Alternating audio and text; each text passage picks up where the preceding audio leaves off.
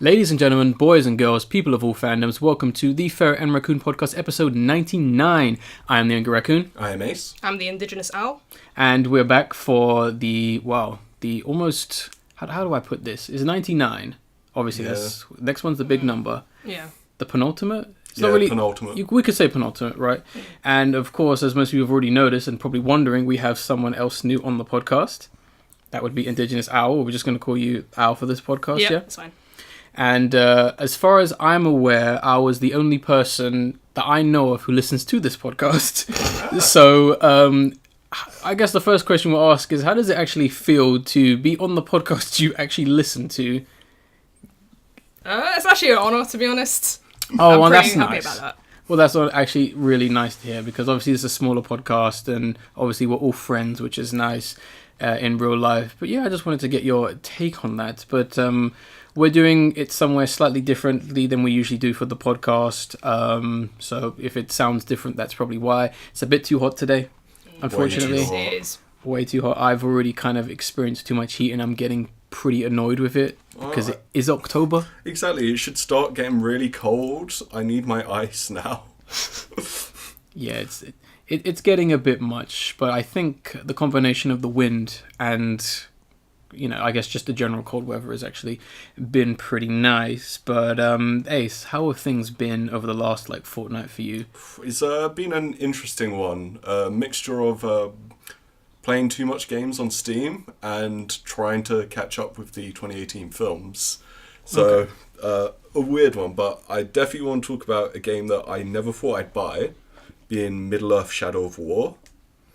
Now, I loved Shadow of Mordor.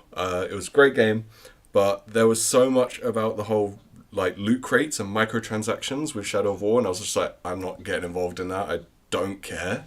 It's understandable. But then Warner Brothers just got rid of them all. And I was like, what? It really confused me that a company would just get rid of it all and the game works perfectly without them. So it was made well in that regards. And thematically, it's absolutely amazing. It actually works really well with the Lord of the Rings films and books. It's like power is corrupting and the player feels that so well. I highly recommend it to people who liked the original because it's like a vast improvement. I'm sure some of the fans of the original might disagree, but that's good to hear. Fair enough. That game was overhyped, in my opinion. It was a bit, but this one's... Everything that was good in that, it's transcended. Fair enough. It's surprising, and it's great having trolls on your side. It is amazing. Oh, there are actually trolls in this for the orcs? There's orcs and trolls in this one. The next thing I ended up doing was watched a film called Animal World. Okay. Which I hadn't heard anywhere, and I just saw the poster, and it was this weird neon-looking film and it was just a man jumping for some reason. I was like, okay, I'll check this out. And it starts off like a weird superhero clown film. Okay. Which was weird, and it's a Chinese film. But then it just turns into this whole... There's a life and death game of rock, paper, scissors, but with cards on a boat in international waters, run by Michael Douglas. Right. Okay. And it was absolutely amazing, and I was shocked throughout the whole film. Certainly an interesting one. Very interesting, and again, thematically strong. It's, I wouldn't be surprised if there's some, anti-American propaganda in it, which, China does that a lot in the films at the moment with theirs, but... It's understandable because America is just, there's big issues where you could make comment that Hollywood doesn't really make films for English-speaking people anymore. Yeah. Where it's just but we got to get that Chinese market, though. Oh, no, the film didn't sell too well in China. Complete flop.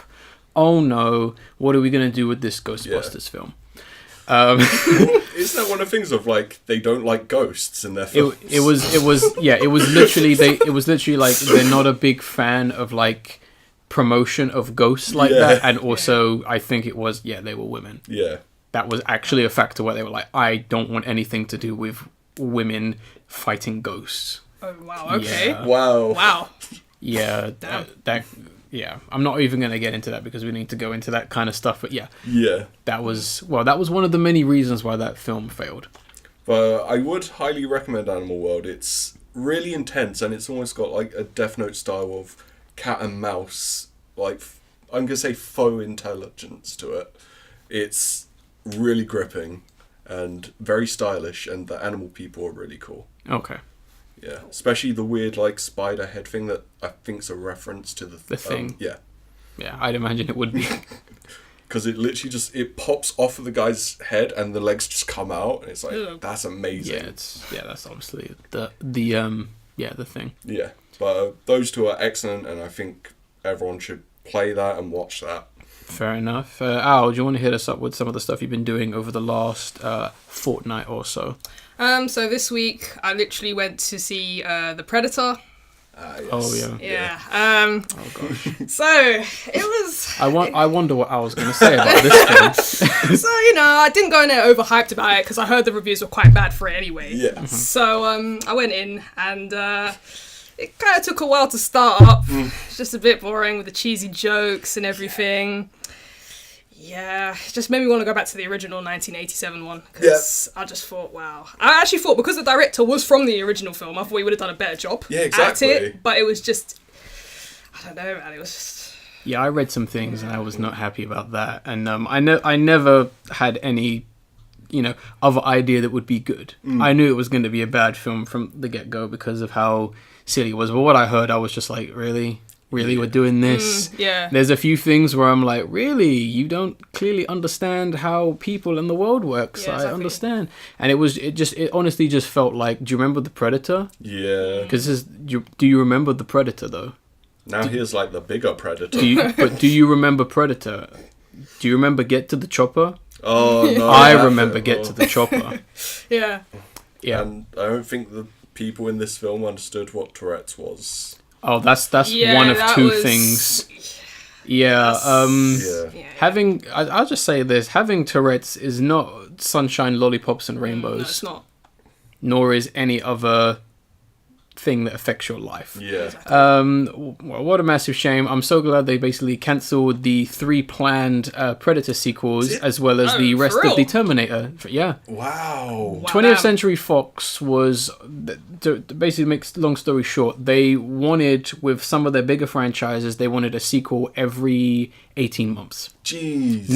New Alien film every 18 months. New Terminator film every 18 months. New Predator film every 18 months. Obviously, all 3 of them done. Yeah. Yeah. Because Predator flopped big time. It made literally no money.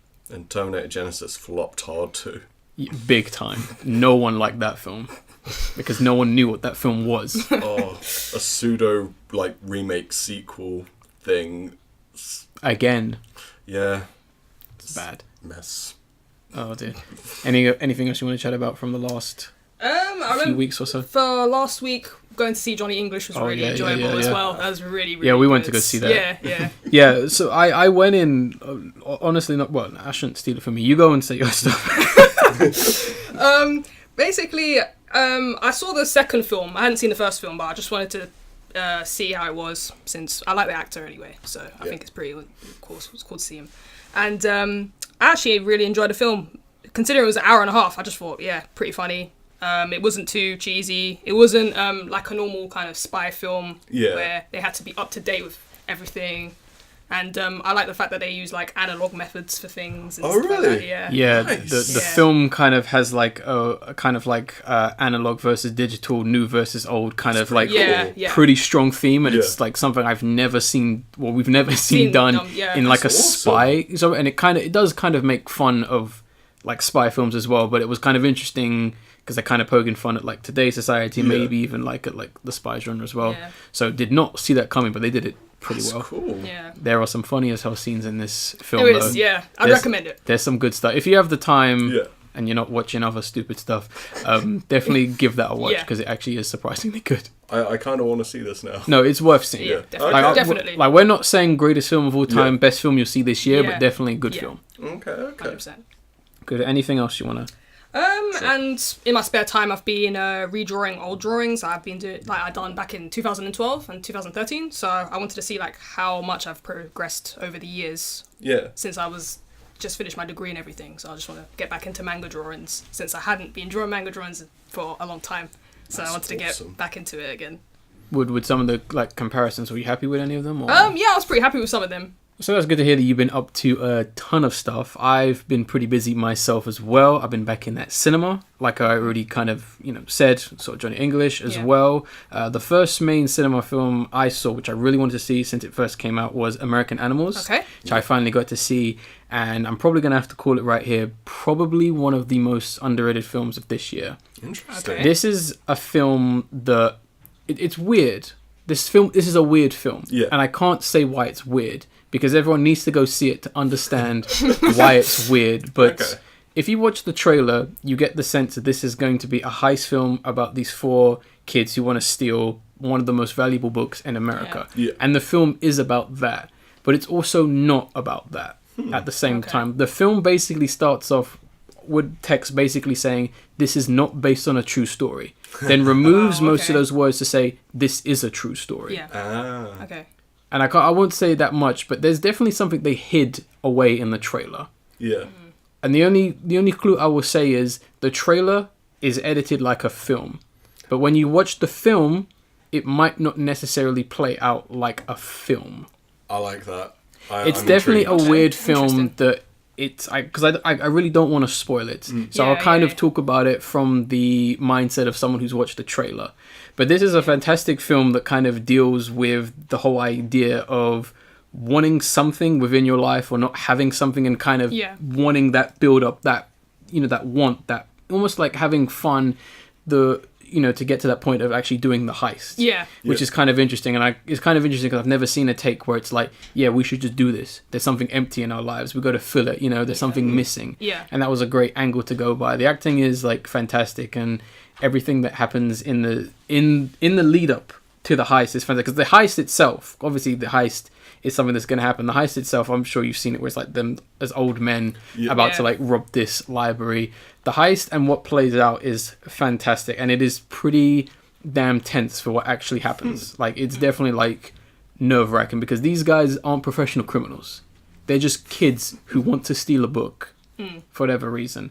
And I won't spoil much, but it is a fantastic film. The only downsides I would say is there are some maybe plot holes in it, and there may be a few scenes that go on for a little bit too long, but nothing that spoils the film. Like, definitely go into this film blind if you can. Okay. Really good film. Cool. So that's the only thing I've seen about this was the poster. Yeah. And it was the one of their bodies, and then it's got like the rip where their heads would be, and it's got animal faces. Yeah. And it's like, I was already intrigued just from that, and now I'm more interested. That when you watch the film and you think about it, that makes sense. Okay. Like, when you're watching the film, you won't get you might go, oh, it's because the book they're trying to steal is illustrations. But if you look at the actual faces, they're not of birds. Yeah. Because that's what the book is about. It's about birds, and you're like, why is it different animals now? But there's a reason why, and there's some very interesting ideas and shots, very well shot as well. Yeah. Okay. It's a fantastic film. The next film I saw, probably my second most anticipated film of the year, was Mandy. Yes. Okay. By, you're gonna have to say his name. Panos Cosmatos.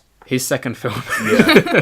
His first film was Beyond the Black Rainbow, which we always talk about. Yes. Despite I can't get a copy in this country. Oh, it's ridiculously hard to get. It's like a 2010 kind of oppressive psychedelic movie. Okay, all right. If you've seen the trailer for Mandy, right? Or did Partially, yeah. Basically, it's a little bit like that, but I would say maybe a lot less color, a little bit less exploitation. Okay. All right. A lot more plain white and red. Yeah. But it's saw this day one. Went to the Prince Charles, which is like the only place that's showing it in this country. So if you want to go see it, go to the Prince Charles, get your tickets now. That's how it is. Yep. It's definitely a must-have. I would say that this is, although it's probably one of my favorite films of this year, maybe even my favorite film this year. I can't guarantee that everyone's going to like this film, but I can guarantee this is probably the best thing you're going to see this year. Yeah, it's also the most metal film I've seen this year. Like, it's literally like a metal album cover in film form. Yeah, it's amazing. There's some. I was just like in awe of all the references and some of the ideas that went into this film, and it's a very, very simple of the time film. Like, guy and girl gets kidnapped. I gotta get my girl back. Get revenge on the bad guys. It's very simple, and it's intentionally simple because it's from that era, or is it? And everything about this film is just so stylized in a way that's not obnoxious. Like, we've got a lot of, like, for example, was it The Strangers new film, where it was like, for some reason, that was 80s themed. Okay. It's not like that, where it's like just shoved. 80s is popular. It was like there was actual craft going into this. And a lot of the inspirations, like even looking at some of the villains, I was like, that's Hellraiser influence. Yeah, exactly. That's Hills Have Eyes. That's Texas Chainsaw Massacre. That's what's that other film that has oh my gosh, I'm forgetting, Bill Paxton in it, where they're like those like zombie guys in like the caravan. Near Dark? That was vampires. Yeah, there's that film with like Bill Paxton. We talked about it a while ago. Yeah. Remnants of that, and even Evil Dead. Yeah, I would say. yes, definitely. It almost becomes like some kind of weird homage to Evil Dead. Yeah. Oh, right, okay. Which was fantastic. And one thing I will say, when I watched it with the crowd, there were a lot of hipsters there. There were a lot of people who just wanted to see Nicolas Cage. Yeah. And I think they got what they wanted, but there were points where there were some proper knee slappers. People were knee slapping at some of the scenes in this film, and I completely understand, because there was points where I was like, what the hell is this? This is hilarious, you know, because there are, like, it's Nicolas Cage, but it's Nicolas Cage in a very interesting role. And only he could have done this character. In my opinion. No one else could have been in this role. Oh, right. No one else. It's probably got my favourite scene in any film this year, that bathroom scene. Oh yes. That is amazing. Yes. It's, when you watch it, as soon as it pops up, you'll instantly understand why. All right. This bathroom scene is strong. And the reason I urge people to go see it is because the film's already kind of getting memed. Yeah. Particularly the one shot of him towards the end is getting memed. And it's appropriate because when we saw that shot, everyone was killing themselves laughing. Oh my god, okay. But you're probably going to see it at some point, that shot, and you're going to be like, what is going on in this film? Yeah. But some of the lines, some of the scenes, it was absolutely fantastic. I don't know whether it's going to be my top pick for film of the year, but it's definitely within top 3. Did not disappoint. Fantastic. We're probably gonna do a review. It's definitely both those two films. I want to come back and do a review, especially American Animals. That's a dissertation. That's a dissertation. I was in the cinema going, right, I've got to carry that's that my too. 3-hour video essay. You know, I've already got the pinboard ready. It's like, who is he? Question mark over a face. Who drew the dicks? Yeah. American Vandal season 3. Good stuff. A few other things I want to breeze through. A film I finally got around to seeing, which was Ernest and Celestine, which is a 2012 animated French film based on the original illustrations. This film was up against Frozen and The Croods for Best Picture, and it lost to Frozen. All right. This film should have won Best Picture because this is a fantastic, very cute, very sweet animated film about a world where it's like bears and mice. Oh. And it's weird because unlike other animated worlds where it's like it's either all animals or just one, it seems to be just bears and mice. Interesting. Which is a very interesting combination. And the film basically revolves around these two characters who are kind of in kind of odd positions in their life, and they kind of come together to, I guess, achieve each other's goal. I don't want to spoil too much of it, but basically one of the more interesting concepts of the film is that Celestine, she basically steals teeth from bears, which they bring back to the dentist's office, because essentially the whole reason why they have a civilization and their whole infrastructure of their economy is based on their incisors. Wow. Okay. So what they do is they take the bear's teeth, literally put them in a pencil sharpener, file them down, put them back in their mouths in order to. And there's literally a scene where a mouse cannot speak until they keep adjusting the tooth until he can speak properly. Jeez. Wow. That's intense. That's how important like teeth are in that world. Okay. And it's very interesting, and even very funny concepts with like there's a family of bears up on the surface because the mice live down below. Okay. Oh, I wonder what that is symbolizing. And, where the father, he has a sweet shop literally right outside the school, but yet his mother has a tooth shop right across the street. But they won't let the son have sweets. Okay. Yeah. And there's some very interesting stuff. There are some very interesting images where I think they might have accidentally referenced Train Spotting. And I was like, oh no. Wow. That's cool. There's a shot where I was like, why are we going to Train Spotting now? But like the characters are so cute. Like there's this one scene where it's so perfectly done and illustrates, I'll have to show it to you guys, that illustrates their chemistry, where they basically rob that tooth shop. And like Celestine is like, oh, Ernest, you got to be careful. You got to be quiet. And he just shoves the shutter up. And she's like, no, stop. You got to be careful. And he's like, no, I've got to get it up. He's just shoving it up, kicks down the door. And she's like, you need to be quiet. You're going to wake up people. He's like, no, it's fine. And he's like, oh, where's the teeth? Probably in a safe. And he's like, he just picks up and starts smashing the shop. And she's like, no, you need to stop. He's like, no, it's fine. I'll just find it. And they eventually get the bag. And it's like, probably one of my favorite line deliveries where she goes, oh, it's too heavy for me to pick up. And he just goes, in English, oh no, I'm tired. Oh, that's good. And that all happens within the span of like 1 minute and they just leave. But it is a fantastic film, which I recommend watching in French, not unless you want to hear Ernest's voice by Forrest Whitaker. Ooh. For some reason. I don't know why. Why not both? Why not both? Why not do a double bill? And that was basically all I watched. I didn't manage to finish a few other things, but yeah, a ton of things got watched down. I've only got one more film left to see, and we already know what that film is. Oh, I should mention as well, I went to the exhibition debuting the director of A Girl Who Leapt Through Time, Summer Wars, Wolf Children, A Boy and His Beast, and Maria. Mirai?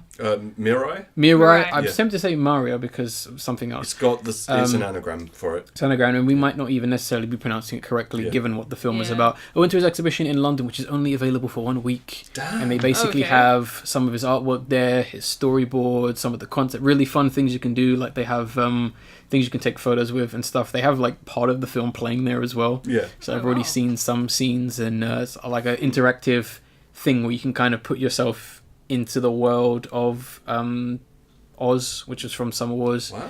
They've got like a statue of the character from The Girl Who Leapt Through Time. He's just there. That's cool. He's just chilling. Okay. They've got like a nice little backdrop from Wolf Children where they're like farming. You can go stand there if you want. Yeah. And they've got parts of the storyboard from Mariah. Mirai. Yeah. Just on a chandelier, which you can have a look at. Oh, cool. I filmed a lot of it, so hopefully there should be a little video going up soon, so you'll be able to see it, because I know it's a 1 week thing. So it should be there, so I will link that next podcast, I guess. Cool. But that was really fun to see. It was a very small thing, but did a really good job with it, and it's really nice, especially if you're a fan. Everyone who was there was a fan, and it was kind of cool, and it was a good turnout for the first day as well. So no hipsters looking for Nicolas Cage there? No. I mean, I did hear someone say Mandy, but it could have been some girl. Okay. Oh, right. I don't know. God, Mandy, where's that new Nicolas Cage film? Well, they might have been singing the song, you know. What song? Is it Elton John, like Oh Mandy? I don't know who sings that. Okay. I only remember it from The Simpsons. Okay. Oh, okay. Fair enough. Right, let's talk about the general fortnight and things that happened. I kind of avoided most of the rubbish because of everything I just talked about, basically. Yeah. But the main thing I wanted to talk about was the whole situation during an art auction where one of Bansky's artworks was up for bid, and I think it sold for about... over £800,000, although some articles have said $1 million. It was over 800,000. And basically, as soon as the hammer went down, the artwork basically shredded itself. Yes. Yeah. Which I thought was super funny because the moment it sold and shredded, you could kind of just see the delayed response to people what? They couldn't quite comprehend, or they were just that snobbish that they pretended not to care about this artwork being shredded right in front of them.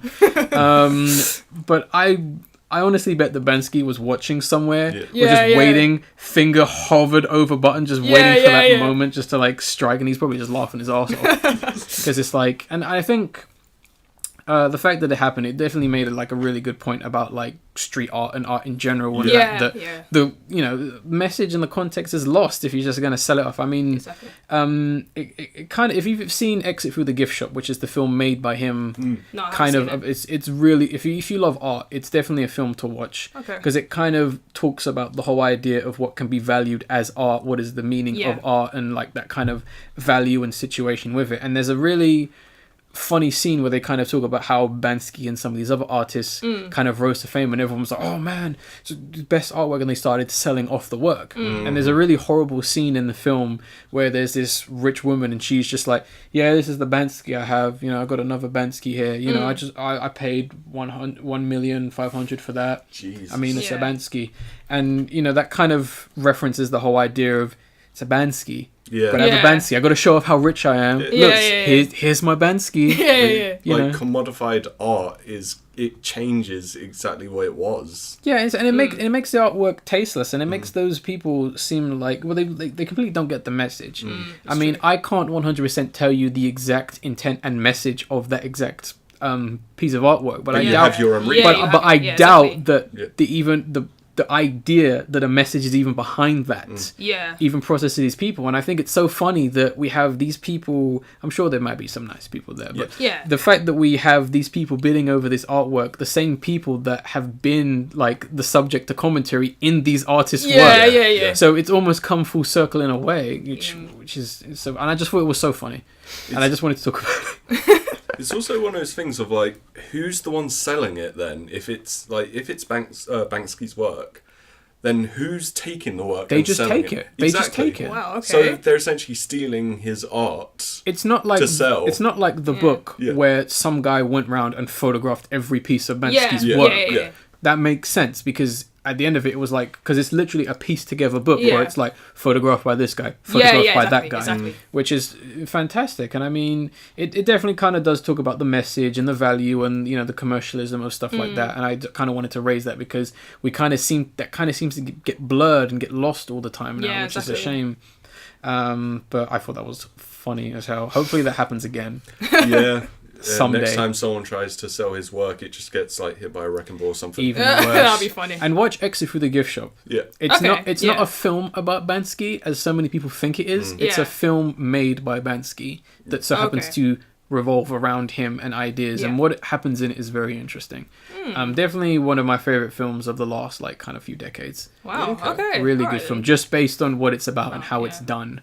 And what it's told, and ignore anyone who says it's bad. It's not. All right, I'll give this a watch. It's worth. I've got a copy. It's worth watching soon as we're all into like kind of media and art and that. And everyone listening as well, definitely watch that film. It's an important film. Ace, I believe you had something you wanted to add as well, which I was kind of like, huh?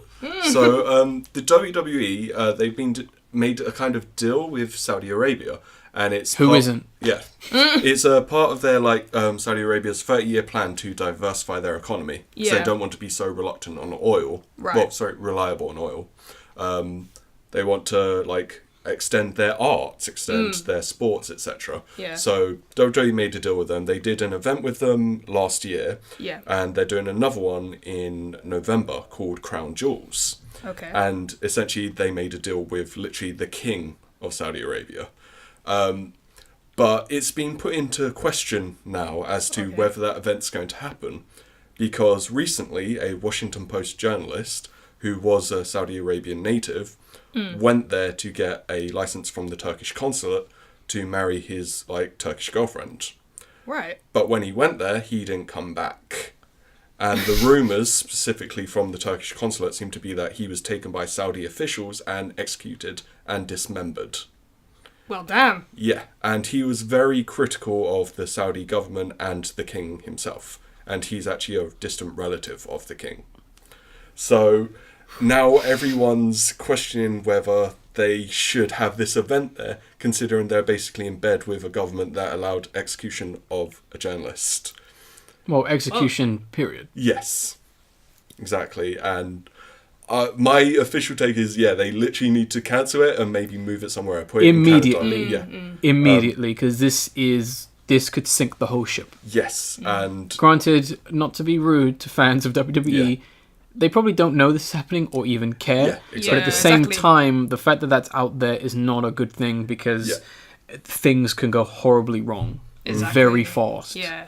There's a great article by Uprocks, I believe. I think they've got 2 X's in the name, which I'm going to send to Raccoon. And it should be in the download link and description of this podcast. But it's such a weird issue, and WWE cares a lot about their public relations, But so far, all they've said is we're monitoring the situation, which doesn't bode well. It sounds like someone's on damage control. Exactly. Yeah. Jeez. And this was going to have the return of fan favourites like The Undertaker and Shawn Michaels, which, that's a lot of money there. They need to pull out Yes. to prove a point. Immediately. Sometimes you just gotta.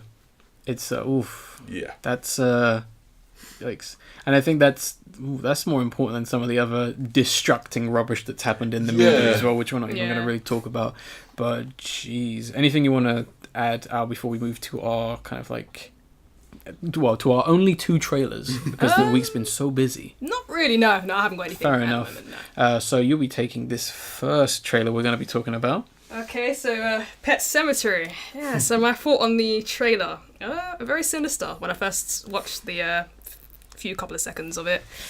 And then when I saw the people in the masks, I was thinking, wait, is this like live action version of Hotline Miami or something? I was like, oh, damn. Yeah, but that was like kind of my own opinion of it, really. I didn't see anything else more to it than that.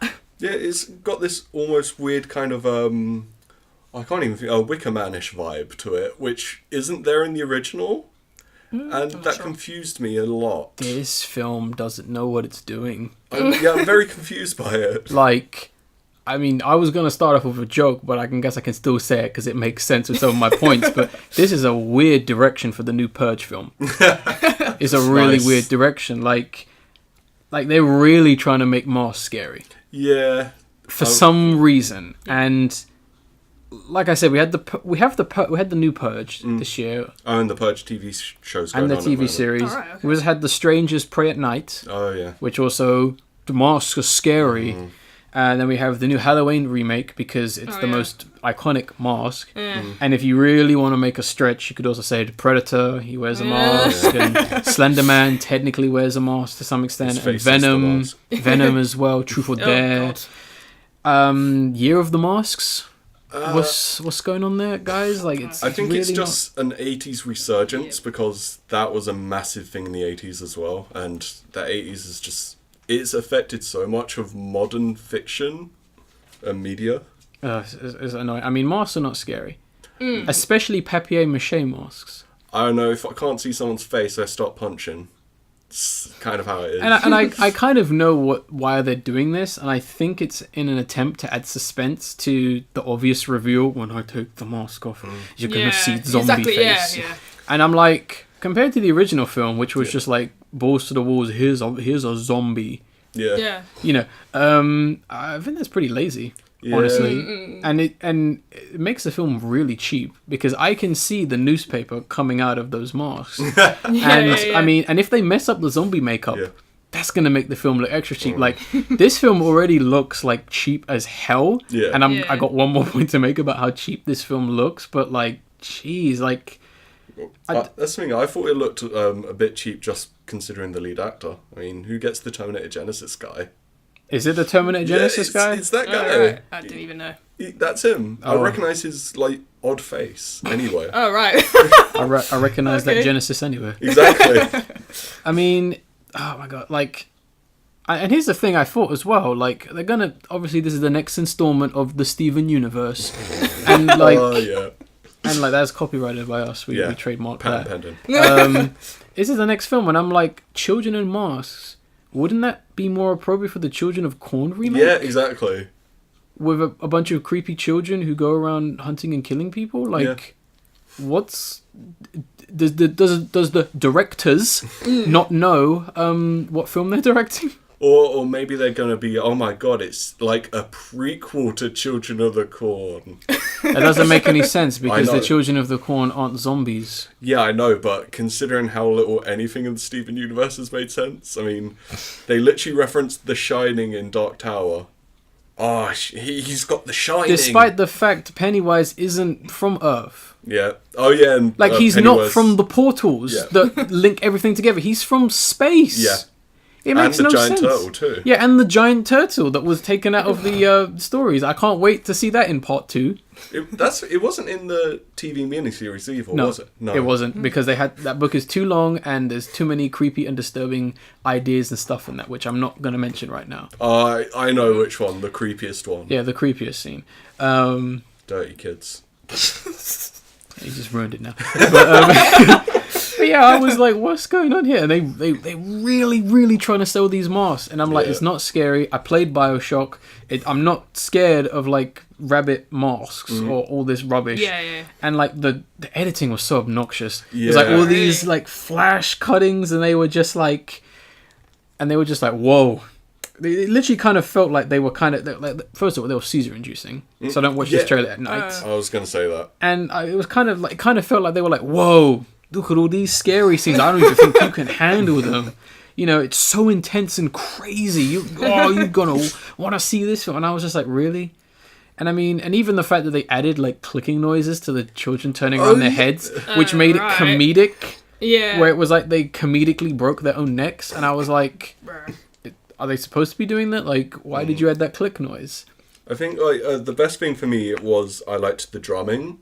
That was nice. It kind of fit the small town like feeling to it. The only thing I liked was the fact that they actually used a real cat. Yeah, which I was shocked. That's interesting. Yeah, I thought they were going to go CGI throughout, and they probably still are because they can't be bothered to train a cat or buy a trained cat. Yeah, exactly. And they probably don't have the patience because it's like this film needs to come out in 2 months. Like, you know, we've got 1 week, fellas, move it. And I mean, and to be honest, I give the film 5 stars out of 100 because like damn, and like the one thing which I was like, what's going on here was the shot with them in the car. Why did they use that take? I was confused because as well. The child sounds bored as hell exactly. rather than interested. And secondly, if you look at that last shot when it goes back to the parents, the quality of the camera like drops and blurs. And I was like, that's so sloppy. Like they go over a speed bump and the camera just goes to goes to crap. And I'm like, why did you use that take? Is it because you only have one camera? Like, what's going on? Steven probably isn't very proud of all the films that came out. The only one, I mean, there's not been a single good film, in my opinion.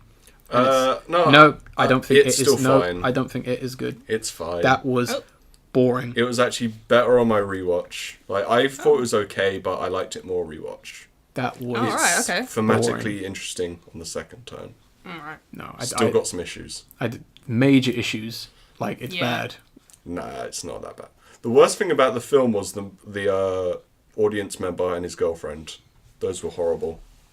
Yeah, but that's not going to transcend that's not going to transcend to the actual film. Exactly. The film itself had such potential and they wasted it because of how bad films are nowadays. You could have had a legit film, but they messed it up. I disagree with the idea of bad films these days have always been bad films. There's always been bad films, but I'm going more in the sense of trends. Fair. They wanted a jump scare film because jump scare films are popular, and they went, "What we got?" Yeah. There are some unnecessary jump scares in there, but all of them are unnecessary. Yeah, there's a lot of interesting stuff. There are great scenes, but they ruin them. Every single good shot is ruined because they either took it too far or went, we got to do a jump scare, we got to do this, we got to do that. There's scenes that don't even make any sense where I'm honestly wondering, what were you thinking? And those scenes have been put into vines and GIFs, and it's like, what is this? What scene? I'm talking about him dancing in the drain sewage. What is the point of that? He's not doing it to anyone. No, I know. It's not supposed to be. Is that supposed to scare the audience? Yeah, the film's metatextual. Does he know the audience is there? Yes. What, with his eyes constantly fading away? No, he constantly looks at the audience throughout. Does he? Yeah, it's intentional. Well, if you expect me to give it 5 stars after that, I'm not saying going that. to. I think the film's only a 3-star out of 5, but I still like it. That's a 1 star, I'm afraid, because you literally messed up. Like literally, like I said, I was so happy when I saw that opening shot, the pacing, the fact, just that scene with the sewer. I was like, oh my gosh, it's actually tense. It's well done. And then CGI monster jump scare. And it's CGI throughout the whole film. The great scene with like in the library, that's great until they ruin it. The great scene with the projector until they ruin it. The great scene under the tunnel until they ruin every single thing about this film because they go, everyone's scared of Pennywise. You've got to take it further. Like I can't imagine how bad the CGI is going to look come the second film. I don't think because you know they're going to go, well, people thought that film was scary. Got to ramp it up. People actually think it was scary. The jump scares have got to be bigger, says the producer. Okay, now you're putting words into his mouth. No, I'm quoting him. assumption. No, I'm quoting him. Give me the link. Oh, It'll damn. be in the description Getting and the heated. download. Not really. It's I'm like, doing I'll my put it- essay on this now. What? My essay, rebuttal. The rebuttal of Raccoon. Your video will be lost. Damn. Your video will be lost in the midst of all the other, and I'm going to use the rabbit ears, video essays about why this is bad, why this is good, why this YouTuber's bad, blah blah blah. For all means, do it. But I am just not going to watch it because I am sick to death of people telling me that everything is bad because the algorithm on YouTube is so messed up. I know. We've got on a massive tangent here, but it's important. So, just to bring us back to what we were talking about, I really hope when they take over the papier mâché masks, Yeah. it's just animal faces. That'd be hilarious. It's going to be zombie faces. Would it be funny though? Take it off and it's a cat face, like a zombie cat face, and it turns out the people are actually just lots of cats wearing a trench coat. What, like as a reference to Dr. Monroe? Or Yes. something like that. The island of Dr. Monroe. Like, how hilarious would that be? I'd love it. Given how they've messed up every single film, I wouldn't put it past them. Yeah, I want it. Because they haven't got anyone with any credit or any idea to make these films. Mm. Probably because no one wants to touch them, which is understandable because it's like, who cares? Yeah. Who is honestly going, yeah, Pet Sematary Remake? I didn't even care much for the original. The original is fine, the ending is fantastic, but other than that, and the second one has like probably one of the creepiest dogs ever. There's a sequel. Yeah, Pet Cool. Sematary 2, TOO. Back to Dadhood. Right, Same okay. same director who did this one. Okay. There isn't a Pet Sematary 2 of the books, but it's like a completely Okay. original story. I believe it has the guy who voices Mr. Krabs in it. Really? Oh, wow. I Okay. think he's in it. I Make might money. be wrong. But yeah, it's okay. Like I said, it has probably one of the creepiest dogs in film, Nice. I'm gonna love which it. is great. Yeah, but I don't know. This film just looks so bad, and I mean, it's like every film that is coming out is like, guys, you're getting worse. Like, what's going on? Like, I don't think anything can top how bad Dr. Owl was, though. Like, that was rampantly boring. well, for Stephen King. I will say Dark Tower will be better than Pet Sematary, only because Dark Tower had a budget and actually had some cameras. And it had Idris Elba and the guy who played Rorschach. When your budget consists of we're running out of newspaper for the papier mâché mask, Yeah. you know you done messed up. Yeah. We need more glue. The masks keep falling off the children. Oh gosh, and they're clearly ripping off Reanimator as well. That's the last thing I will say. Yeah. Next trailer. You want to chat about this one? Yeah, so next trailer is The Mule with Clint Eastwood, and I think it's also by Clint Eastwood. He's directing, yes. Which instantly set off my alarm of, oh no. I haven't liked anything Clint Eastwood related since his Western that he made. That was like the most damning condemnation of like Wild West films.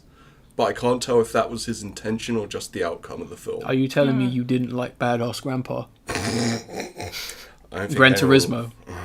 Don't think anyone likes Badass Grandpa. My granddad likes that film because it's Clint Eastwood, and he was around when Clint Eastwood was in all them films. So he's like, "Whoa, it's Clint Eastwood, and he's still a badass." I just as soon as he turned out and like officially registered as a libertarian, that's when I cut out. I was like, nah, don't care anymore. You're gone, Clint. When politics blend into filmmaking. Exactly. But no, from the actual trailer, I don't know, there was some nice suspense in there, but Yeah. overall, I didn't care. I don't know, Clint Eastwood doesn't grab me, and the film's just concept didn't grab me. I don't know. I'm interested in this one. Only because it's kind of interesting to see a character and actor kind of in this situation. And we're kind of seeing like the aftermath of like how a film like this would end, or it's taking place during the bad end of a character. Yeah. I think that's an interesting angle to come by, and I'll give him props if he can like stick it out and all that. But I mean, it's fine. I mean, I just thought as a concept, pretty interesting. Because I mean, I'm kind of more leaning towards, as you probably know, to the films I've talked about, films that are kind of about things we don't see in storytelling anymore, where it's like, let's tell the story of after when the film ends, or let's tell the story of this and that, you know. I mean, even American Animals and Mandy to some extent, that's not a conventional story. Yeah. How those are told, and I'm kind of interested in stuff like that. I know you hardly had any thoughts on the film, Owl. Want to say anything about it? Not really. No. Fair enough.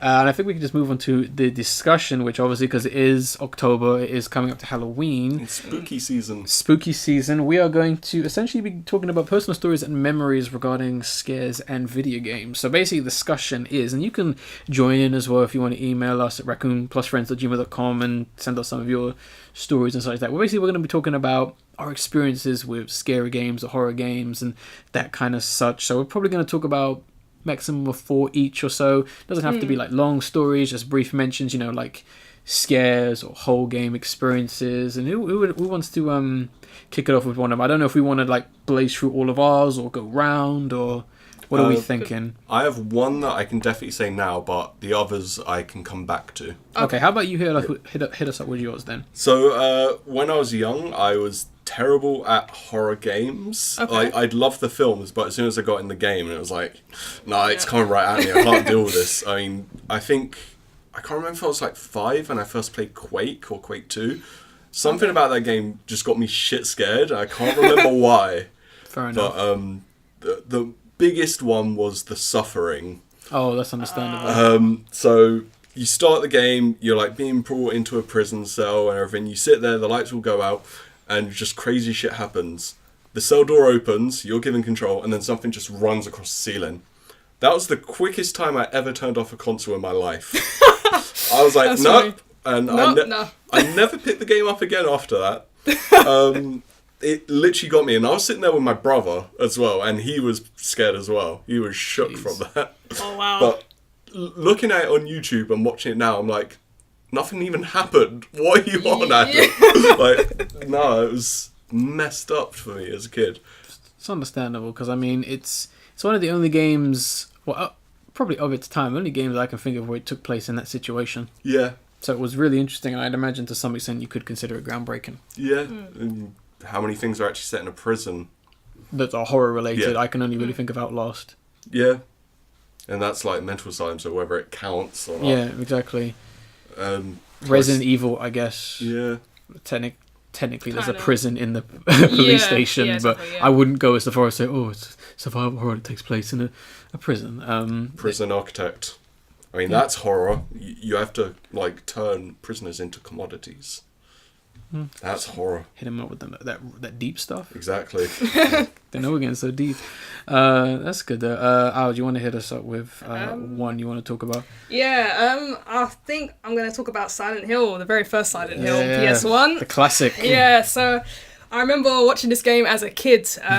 My 2 aunts were playing it, and me and Obsidian would sit there watching them play the game. And I remember this specific part of the game where you're in the elementary school, and then the bit where you go into the toilet and all you hear is crying, and I was just traumatized. I was like, nah. I had to walk out of the room. I was like, nah, I can't do this.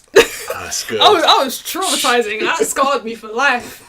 And then I actually played the game again as late teens. I was like 17 at the time, and I thought, I'm just gonna try and play the game again. And I actually forgot what bathroom it is that you hear the crying in. So I was out just searching for items and things like that, and all I hear is the crying again. So I literally turned the game off. I was like, no, I can't do it. I'm done. just something in your brain just clicked. Yeah, and all came flooding back. Yeah, I was like, no. Jeez, that's completely understandable. Silent Hill, especially that first game, it really gets you in some of those very small, even across like the first 3 as well. There's those few moments that I think affects everyone in certain ways, and I have a few where I'm just like, okay, you know, there's I think, and it's particularly with those games, and it kind of what you're saying, is what you don't see sometimes that really gets you. And some of the stuff, like I guess I hear off of one of mine would be like Silent Hill 2. Okay. Like that game, although that is probably like one of my favorite games of all time, and I honestly think it is one of the best games ever made. Yeah, and the soundtrack is good as well. Soundtrack is fantastic. Some of the moments that have honestly got me in that game have been moments where I've just been like literally in game, just walking back and kind of moving back with my controller, like, no, I don't want to do that. I think probably one of the first examples would be like when you see the red pyramid head thing Yeah, just standing behind the yes. gate, and Oh I'm my just God. like, I was standing there, and I kind of how I'm looking at you, I'm like, yeah, okay, all right, Yeah. okay, all right, okay. You know, because the design of that thing is horrifying because you don't know what the hell it Exactly, is, and that's yeah. the point of it. Yeah. And given a lot of the monsters and a lot of the concepts, and I mean, I've kind of analyzed like it so many times whenever I come to a scene or design, I'm like, what does that mean? It could mean certain things, but there are like things that like really kind of like frighten me and get to me, and I think it's probably like the cutscenes. And some of the ideas behind the characters, like exactly. The Eddie boss fight, probably one of the best boss fights in all of video games, in my opinion. I haven't played that part yet. The lead up and everything that happens in between that, and his whole character is truly like upsetting and frightening. Oh wow! Because it's weird. Because I'm sure you've met Eddie. Yeah. And what's really weird when you meet him for, let's say, this boss fight is that things don't make sense from when you first spoke to him. Yeah. And he keeps seeming to repeat himself, and things keep changing. And the fact that you have a character running around this place seeing whatever, I don't mean that as in like whatever, but I mean like seeing whatever he's seeing in Silent Hill is truly frightening. And that's probably one of the scariest ideas with Silent Hill, is that what everyone else is seeing. And there is a scene where you do see how someone else sees the town. And it is pretty like, oh geez, like it's bad. And even in Silent Hill 3 they kind of make fun of that, where is it Heather? Heather is talking to Henry, and he basically says, she says, I got here, killed all these monsters, and he goes, they look like monsters to you? Yeah. Oh wow. And she's that like, line is amazing. and she's like, what? And he goes, just kidding. Yeah. Whoa, And okay. This mocking tone. And you don't know if he's kidding, because throughout the whole game he's been messing with everyone, so you don't know what's going on. Damn. And it's stuff like that which is fantastic, and really, especially Silent Hill 3, like the music also gets me as well. Okay. There's a few songs. I think it's one song in particular. I think it's called like Dark Angel or Angel, and it's the scene which I consider to be one of the more upsetting scenes, where it's in the last area of the game, and you're walking down this very long hallway during this place, and the whole place is kind of just run down, almost like it's flooded and melted, and this one song is playing. You just have this one pathway to go down, and you hear voices, and it's just this one song, and I'm just like, jeez, it's like too much. And that place is the most silent and empty place of the whole game. Oh wow, okay. There's monsters there, but hardly any. Alright. Hardly any, and there's a reason why it's empty. But Silent Hill was definitely one of the best games and experiences ever. Like it got to me, and just the opening is probably it tells you everything.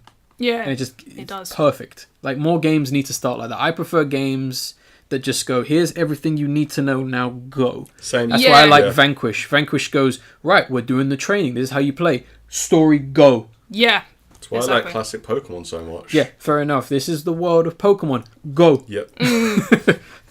I like that. I mean, and I think with some games they've kind of become a little bit too much story, but Silent Hill knows how to do story and gameplay. Exactly. Yeah, it does. And I mean, it's one of the first games to even have DLC as well, which is like the Wish Upon a Star DLC. Oh yeah. Which was and that one's very creepy. Not a lot of people know about that, but that's like a very creepy prequel.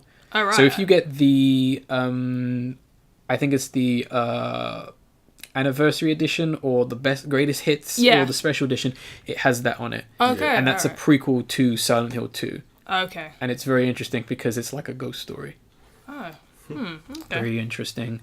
I've kind of already talked about one. Do you want to hit us up with one of yours, Ace? Yeah. Do you have one? I do just want to say I'm actually going to be playing Silent Hill 1 and 2 for the first time this Halloween. I played bits of 3 and 4 before. Like I hold 4 very special place in my heart. A lot of people don't like that 4 game. gets Four gets a hard time, but I think let's be a bit salty and let's be a bit real. Of all 4 games that because only 4, it is the weakest game. Oh really? It is the weakest game, but that does not deter from the fact that it's still a good game. Yeah. Oh, okay. It takes a different approach. Yes. And I don't like some of the mechanics in the game. Okay. But it is an interesting game that really goes there. Yeah. So I'm going to do the thing that I love doing and saying how some horror things just didn't get me, but kid things like terrified me. Okay. So as a kid, I loved Harry Potter. Okay. All right. So I got the Harry Potter and the Chamber of Secrets game on PS2. All right. Now, I didn't think I would be scared playing this game. At one bit, you're sneaking around the shop, I think the Leaky Cauldron from the second one, where he gets like chimney, like when they travel through the chimney thing to like, and he goes, I don't remember. He goes to the wrong place.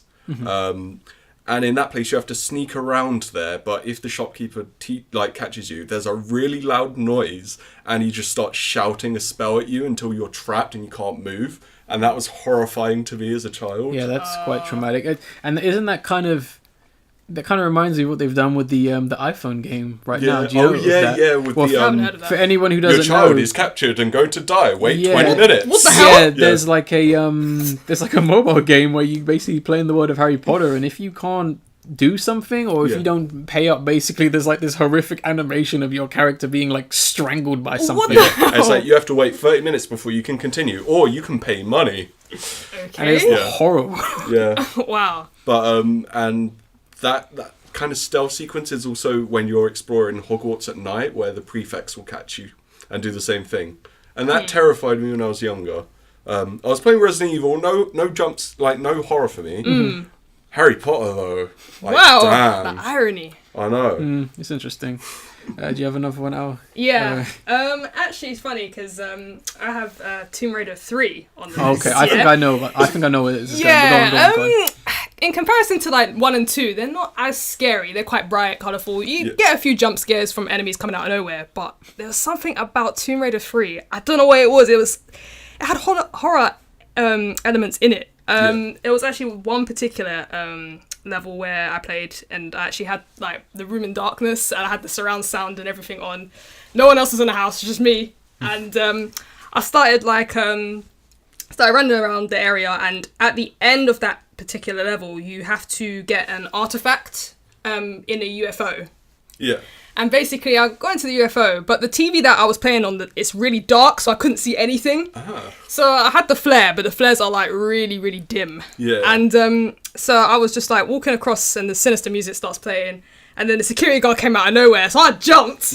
I was frightened for my life, and then literally like I got to the bit where the artifact is, picked it up, and I was like, nah, turn the game off. And then another thing with Tomb Raider, there's actually a level I really, really can't play. I still can't play up until this day. It's called RXT Mines, where it's the last section of the game. There's like the Antarctica levels. And it's the second level of the Antarctica zone. Yeah. And basically there's mutants in the level, and the areas are extremely dark. But there's one section where you like slide down the slope, and the mutant just jumps out of nowhere. I'm like, nah. I watched it on YouTube, and I was like, nah, not playing the level. Just level skip. Cheat book everything. Nah, done. I'm done.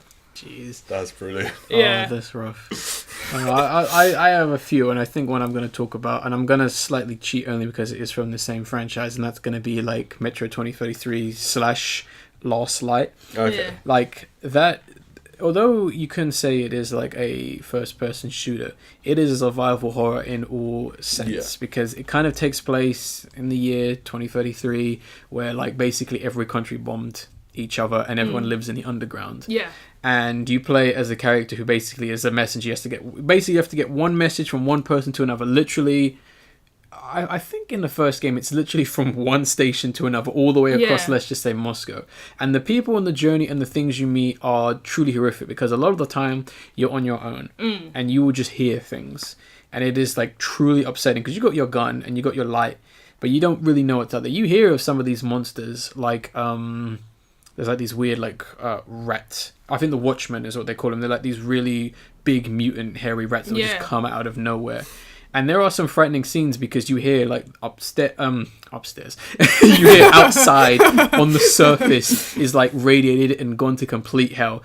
And you know, they kind of say that, and then eventually you do go up there. And it is horrific, because you got to keep your mask on. If you run out of air, you're like almost like, you know, can't breathe. And then they also say there's demons up there. Oh, right, okay. And you see those demons, and yes, they are demons. Because unlike a lot of the other things in the game, you can't quite tell what they could have mutated from. They literally look like hellspawn demons. And it is pretty horrific when you just see them fly by. And there's one scene, I would talk about two scenes. One scene in the first film, film. One scene in the first game and one sequence in the second game. And in the first game, you have to go to the library. Okay. You have to go to a library to find something, and like you have your team, so you're feeling pretty like confident. You know, like, we got to get this book. You know, and eventually they're kind of like, oh, you go in, and then they kind of say, oh, watch out for the librarians. Okay. That's ominous. The librarians are these very scary, horrific creatures that you can approach these things two ways.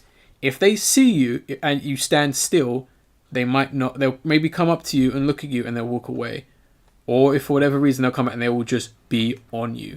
And they are these big, almost gorilla-like creatures that kind of don't really have a face. And they make horrible noises when you get by. And if they see you, they will just go nuts. And they will chase you and they will not stop. You can't really kill them with bullets. Jesus. So there's points where you'll be like, yeah, I'll just stay here. And no. That's not a guaranteed method. Right. Because they will just go and just take you out. And I was running around that library like a mad person, just like, where is this book? Oh my god! Like it was horrifying because it's not like a typical library. There's holes in the wall, and it was awful. And there's one scene in particular in the second game where you're with this team of people, and I'm like, once again, I'm feeling pretty confident. I got these guys, and like we're kind of like rowing a boat over like sewage water, and then we have to get into a minecart. And it gets to the point where like we're getting attacked by all these watchmen. We're like, everyone's taking them out and shoot, like it's like out of a film. Where it's like, take them out. Oh no! Like one guy gets taken out. And it's like, shit, we're gonna do this, And the cart's going crazy and everywhere. And like, it was truly like a fantastic and like horrible scene. And eventually it gets to the point where you're the last person in the cart. You just like fall out of it. You just this underground tunnel, and like literally I just spin around and I just see this long narrow hallway that's like green lit, and I just hear some scratching and some screaming, and I just went, that's enough for today. I'm turning that off. Yeah. I just stopped for the day. It was already 11 o'clock and I was like, I am not dealing with that. Luckily, literally as soon as you continue, you meet a very interesting character from the previous game, and I was like, oh, thank God he's here. It's the character who knows what's going on. And I was like, oh my God, thank God he's here.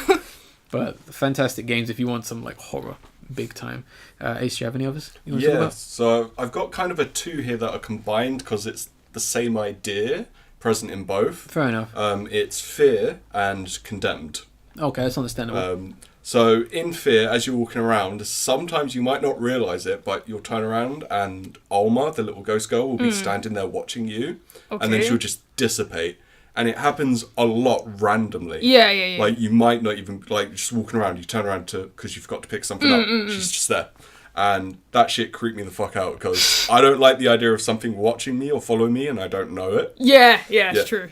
And then a similar event in Condemned when you're walking around a shopping mall. Oh, God. Yeah. And now, sometimes during the shopping mall, there are some people that are pretending to be mannequins and they'll attack you. But as you go further and further along in the mission, there's this weird noise and a kind of like flash. And then there are mannequins behind you. Right. And you can't go past them, so you just keep going. Yeah. And it happens again, and they're closer to you. And it just keeps happening. Oh, God. Until you drop down a hole, and they're just standing above the hole, like watching looking down on you. What the hell? It was creepy as hell. I believe I played Condemned last year, and it is a fantastic game. Like I would recommend if you can manage watching a playthrough of that game because it's intense. It's pretty great. And like that scene was particularly horrific. Like I was just swinging at every mannequin. Like it was bad. Like that is a game that definitely gets you. And I'm honestly, even to this day, I think I said it like last time we were on the podcast. I'm surprised more people haven't like taken inspiration or ripped that game off, or they've done more. Because there is a sequel which I'm like so about. Yeah, but it has its that issues. game itself, like some of the scares are like awful. Like there's literally the guy by the banister who just jumps out of nowhere, like ah! Yeah. And then there's like there's some stuff where they really mess with you in that game. So I'm glad you kind of talked about that one as well. Do you have any others, Al? It's not. Well, actually, it is a game, but it's more about like a soundtrack. Actually, Okay. That's fine. Yeah. Super Mario 3 for the NES. Oh. Interesting. The actual theme for the last World 8, Dark World. I don't know what it is about that theme. It's actually just so creepy. Yeah, I remember like playing the game back in like year 7, and I was in the back room of my nan's house. It was just me on my own, but there was other people in the house. But it was just I was in the back room on my own, and I don't know, something about the music. I was just like, I don't know about this game. It's a bit creepy. Even though it's supposed to be a happy game, Mario's a kid's game, but it's just something about this theme. I don't know what it is. Because the loop, it's just a loop, and it just gets stuck in your head. So every time like I'm in the dark, I'm just like, I think of that theme, and I'm like, oh God, Jesus. It's like what some people have with the little noise in Sonic when like you're about to like lose air and drown. People are like, there are some people who are definitely afraid of that and they cannot actually hear it. Like it freaks them out. It's bad. I have that with the Lavender Town theme from Pokemon, but more because I find it so chill, and I think you could really groove to the song. Oh right, okay. It's like dun, dun, dun. I can't even do it now. I'm gonna just play the track to yourself. It's like really grooving for what should be a haunted town song. That makes sense. Yeah. Oh boy, I've got two more. Do you have two more as well? I do have two more. Yeah. Okay. And do you have any others? I've only got one more. Okay. Well, we do one more rotation. The other game I want to talk about is Dead Space. Okay. Oh, Dead Space was definitely a game I wanted to play ever since I watched the playthrough of it, and I was like, man, there's some scary stuff. And playing it was like, first of all, it's like one of the better survival horror games to ever come out because it's so well done. But this was definitely a game where I was just running around like crazy. There were points where I had to like turn the music off and like listen to Pink Floyd, where I was just like, like I can't be doing this. And like when it gets to the later parts and you get like, there's some shots in there and some scenes where like, I know there's one in particular where there's you get off, you open the door to an elevator and just something walks off and it says something and you never see that thing again. And I'm like, oh boy, like it really like messes you, that game. And it's such a solid game, and I've played it with so many other people and like really appreciate it. Though it's like getting on in its age, it's still like such a solid game, and it really hits you. There are some scenes, especially when just necromorphs just come out of nowhere and just start attacking. You're like, where? You can't even like shoot because you're just spinning the controller around. It's definitely like such a great game. I wanted to mention that as a must play. You want to hit them off with one ace? Yeah. So this is an early access game. Last I checked, so I don't know if it's out yet or not. And it's got the most absurd name possible: Space Beast Terror Fright. Okay. It's heavily inspired by Alien and, well, Aliens more. Yeah. But it's just so overwhelming with, like, the HUD is full of basically everything. Your gun takes up half the screen, so you can only see half.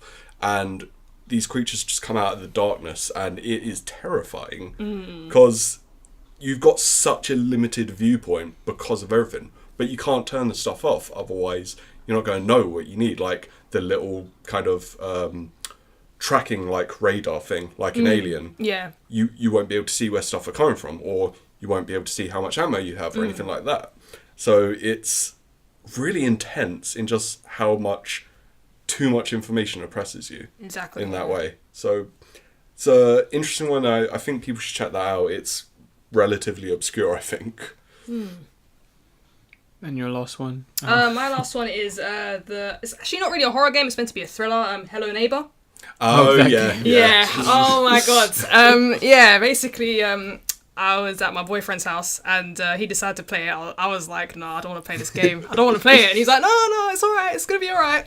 Anyway, so what happened again? So obviously you have to go to the neighbor's house and find out what's going on in his house, etc.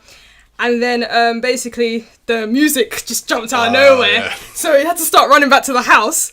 Then you see the actual guy run across the road to the house, and then my boyfriend was like, no, he's not going to come in the house. He jumped through the window, and you could just hear us screaming because it was actually recorded, so you could hear us both screaming. It was so funny. And then he jumped in the house, and then he just glitched out. It just stopped. Wow. He just stopped in the house, and then literally just completed the game. That was how funny it was. I was like, right. Oh, okay, so literally the game just broke. Jeez. Wow. That's intense. Look, I've seen that game before. Have they still not fixed that? I think... Because the game is so glitchy to the point where people have actually beaten it just through glitches. Because the game is as tough as it is. I've seen people just get lucky and just... like glitch through the door and stuff like that, and just like, oh god. I think at the time it was the beta version of it. Okay. Yeah. Oh, okay. So I think that's probably why. Has it been fully released yet? Because I'm sure it has. Okay. Yeah, this is a while ago. There's toys of it, so there must be. It must be. Yeah, it has to be done. That's crazy. I'll hit them off with the last one. I want to do like a fun one, and that's Lollipop Chainsaw. Alright, okay. It's more about like the main thing I want to say is that the funny story as to how I even like. Well, obviously it's Suda 51, so I was down for that big time. And I remember it was the day it was releasing was the day of my final exam. My final exam of school. Yeah. So I was literally like, finished that exam, not even messing with no one, straight out of school, straight on that bus, straight to the shop. Already pre-ordered the game, got in there, they gave me a lollipop because they knew the game was coming out. Oh wow, okay. And I went straight home. This was like a 2.5 hour exam. Yeah. So I went straight home, banged that into the Xbox 360. I played the first level and I was loving it. I was like, yeah, come on. Yeah, and as soon as I finished the second level, my hand died. And then I was like, I can't play this anymore. My hand just died. Like I was literally fighting the final boss, like, yeah, like my hand was possessed, just holding it, like, come on. Oh, no. But the whole game as it is I think a really fun and fantastic game. It sold well. It sold pretty well, surprisingly as well. And I love how every major boss is kind of themed after like a musical genre, Yeah. which is pretty cool, which I thought was actually quite fantastic. There's lots of really nice touches, like how there's certain like zombies you have to kill and kind of collect. I mean, the school is called St. Romero's. Yeah. Really fun stuff, and like, I really like the design of the main character as well. It's super ridiculous, and it could have been a film, Yeah. honestly. And I think that was kind of what they were going for to some extent. But I think it's a really fun game to kind of get into that spirit, and like I really love it. It's a game that I don't often replay games straight after I beat them, but that was definitely a game I replayed like a good couple of times after I beat it, just because I thought it was so fun, and you know, everything was unlocked in that game by the end of it. So that was like the last one we'll talk about. I believe you're going to end this discussion off, Ace, with the last game. So another relatively obscure game, Teleglitch. It's a top-down roguelike that came out in 2013. Okay. And essentially, you have like a single cone of vision. Okay. And everything outside that is just pure black. So you have no idea what's going on. Yeah. And there are lots of very tight corridors in this. If you die, you obviously have to start again from the last like special area that you found or something. But the sound design in this game is frightening as hell. Oh, for real? It is intense, loud, and shocking. Like even the sound of like just an elevator thing will startle you. Okay. Yeah, it is ridiculous. And then when the creatures come out, it's even worse.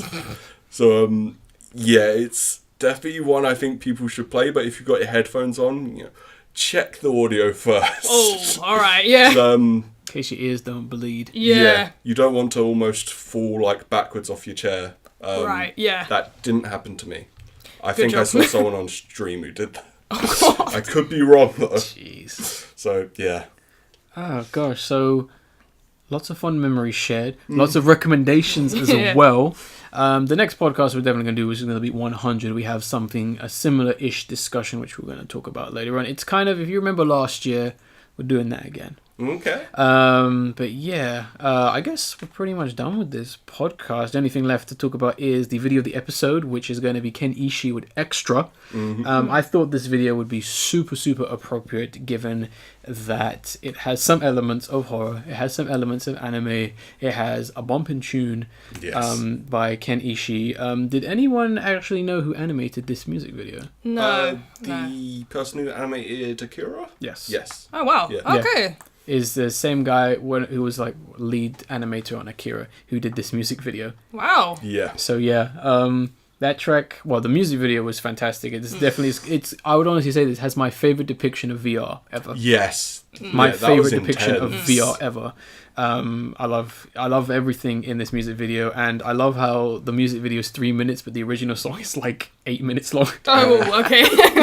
So it's like a shortened version of that. Because Yeah. when you hear that whole track, and I mean, I think even Ken Ishii himself loved the video so much, but he used one shot from it for his album cover, and it's the shot with like the train in the reflection of the glasses. That's the album cover. Oh, nice. For Jelly Tones, the album. Okay. But yeah, I thought that'd be super appropriate, and it's got like slight horror elements in it. So check that one out. Anything else you want to add to this podcast before we wrap it up? Anything you want to say? About the video, I actually was pretty surprised at the video. It was pretty interesting. Animation was on point. I've been saving that one for a while. Yeah. Nice. And I thought it was pretty surreal and psychedelic, actually. Yeah. It was pretty great. There's like I said, my favorite depiction of VR like period. And I just love the whole I even like the music as well, just like the pacing, like the almost like traditional Japanese like drum beat, and just like when it just starts getting faster and you see the RNS Records logo just speeding by when he's cruising, and I was like, oh. I want like a film or a show of this, because that was so good. It would work because that'd be really good. It, with some of the scenes we saw, it even kind of felt like that was just scenes from a film, from a film, and maybe that was the intention. Was hey, this is maybe it was literally this is an AMV of a film that never existed. Yeah, exactly. Which just is really kind of well interesting. edited. Yes, it was. Maybe don't watch it in the dark. Yeah. Probably should say that just in case. I watched this video. No. But yeah, fantastic music video. I should try and find more videos like that. So good. So good. But if that's all, I'll end this podcast like I always do by saying I was the Angry Raccoon. I'm Ace. I'm the Indigenous Owl. And we will see you on the next podcast, which will be podcast 100. All right, then. Latest, guys.